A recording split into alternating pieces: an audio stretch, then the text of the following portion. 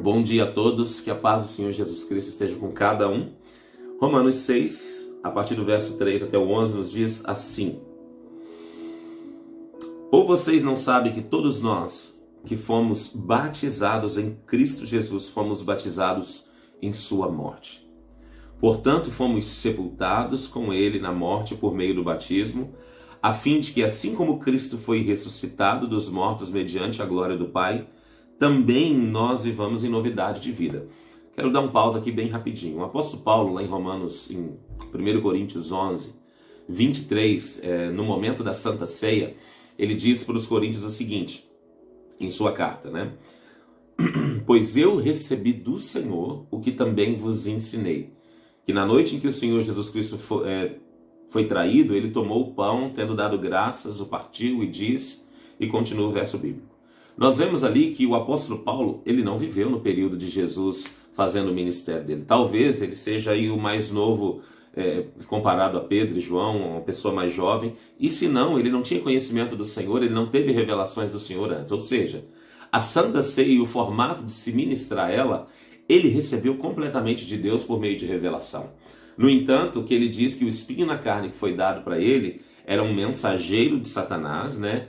A saber, o mensageiro de Satanás que vinha esbofeteá-lo todos os dias, era algo que o incomodava, para que ele não se engrandecesse, para que ele não ficasse soberbo, por causa da excelência das revelações que ele recebia do Senhor. Ou seja, o apóstolo Paulo era um homem de intensa comunhão com Deus e com muitas revelações da parte do Senhor. Ele foi chamado como apóstolo dos gentios, e para falar para os gentios era algo que foi profetizado no Antigo Testamento, porém os detalhes o Senhor trouxe direto para o apóstolo Paulo. Então ele era um homem que recebia essa revelação da parte do Senhor. Por que eu digo isso? Porque o apóstolo Paulo já começa o texto dizendo o seguinte: ou vocês não sabem que todos nós que fomos batizados em Cristo, fomos batizados em sua morte? Paulo está dizendo, por acaso vocês não têm noção de que aquele que foi batizado nas águas em Cristo foi batizado em semelhança a ele na sua morte? Ou seja, pela morte de Cristo, todos nós morremos. Ele foi o primeiro e nós, simbolicamente, com eles, na morte pelo batismo. Os irmãos devem lembrar que eu falei ontem para nós não ignorarmos o batismo nas águas, por mais que ele seja simbólico.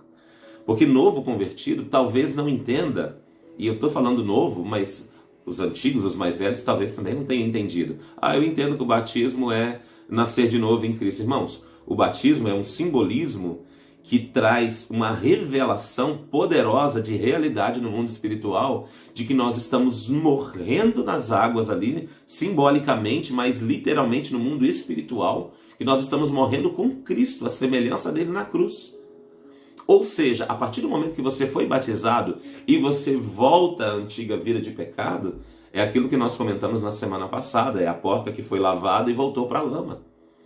Ou seja, eu e você como servos e filhos de Deus, nós não podemos nos dar ao luxo de, depois de aceitar a Cristo, de ter testemunhado publicamente com o batismo uma vida de santidade e agora continuar vivendo as antigas entregas que nós fazíamos com o nosso corpo, as tentações que nós vivíamos. Ou seja, nós estamos pisoteando a cruz de Cristo, ignorando completamente, e estamos sujeitos a pagar um altíssimo preço por não reverenciar uma ação tão poderosa que salvou toda a humanidade, que foi a morte de Jesus na cruz. Então, assim, se nós entramos nesse pacote, né, se nós aceitamos tudo isso, nós temos que olhar, por exemplo, o que Jesus falou para as cartas lá de Apocalipse, né? Jesus disse assim, olha, quem dera se você fosse frio, quem dera se você fosse quente, mas como está morno, como você não toma decisões, como você não se posiciona. Se fosse frio, não teria aceitado. Agora, se fosse quente, estaria fervendo na minha presença. Agora, morno é aquele que entendeu, que aceitou, que sabe o que o Senhor está falando, mas não toma uma posição. Irmãos, isso aí é muito necessário nas nossas vidas, se quisermos viver a realidade do Senhor para nós, se quisermos sentir a paz que excede o entendimento, se quisermos viver em comunhão, mesmo no meio de tantas adversidades, se quisermos receber os dons do Espírito Santo para servir a igreja, não podemos ficar titubeando em dois caminhos. É santidade constante uma atrás da outra. Os irmãos entendem? Mas vamos voltar para o texto que nós só começamos a ler. Se dessa forma fomos unidos a ele na semelhança da sua morte, certamente o seremos também na semelhança da sua ressurreição. Pois sabemos que o nosso velho homem foi crucificado com ele para que o corpo do pecado seja destruído e não mais sejamos escravos do pecado. Irmãos, olha só o que eu falei antes comparado com o versículo agora. O corpo do pecado foi destruído. Você que está me assistindo, que já é batizado, provavelmente todos já foram, já é batizado, irmãos, o corpo do pecado foi destruído. Agora é uma vida de santidade. Eu não posso ficar flertando, paquerando com o pecado a vida inteira, pois eu vou cair, vou menosprezar a cruz de Cristo. Isso é muito sério. Se antes já era pecado, imagina agora tendo consciência do que eu estou fazendo.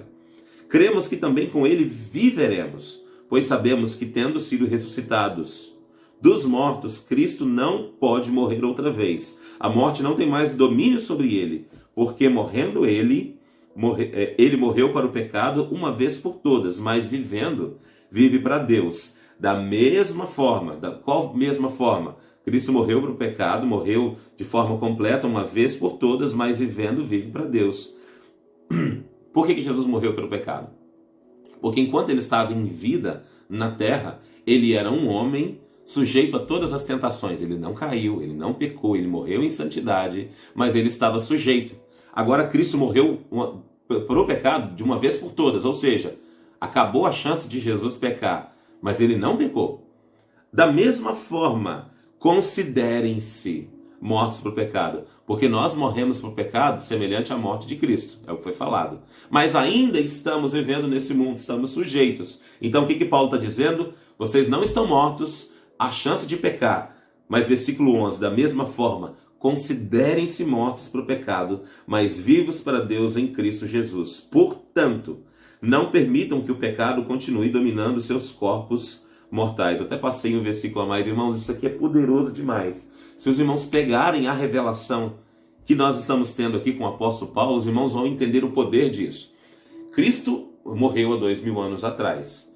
E ele estava sujeito ao pecado, mas não pecou. Morreu, depois da morte, ele não estava mais sujeito ao pecado, mas ele está vivo. Da mesma forma, eu e você, por causa da morte de Cristo e termos aceitado ele pela fé, considere-se mortos para o pecado, mas vivo para Deus em Cristo Jesus. Cristo já está vivo para Deus em Cristo Jesus, porque ele já morreu e não está sujeito. Nós estamos sujeitos, mas podemos e devemos viver em santidade. Por isso que Cristo disse, olha, eu vou para o Pai. As obras que eu faço, vocês farão maiores do que essa, porque eu estarei com o Pai. Ou seja, mesmo eu e você estando em vida e nos considerando mortos para o pecado, nós vamos viver uma vida de poder e autoridade dada pelo Senhor Jesus Cristo, ainda em vida, se já nos consideramos mortos para o pecado. Por que o cristão moderno, essa é a minha interpretação, eu acredito que os irmãos vão concordar, por que o cristão moderno não vive no poder do Espírito Santo? Por que as nossas pregações não tocam tanto?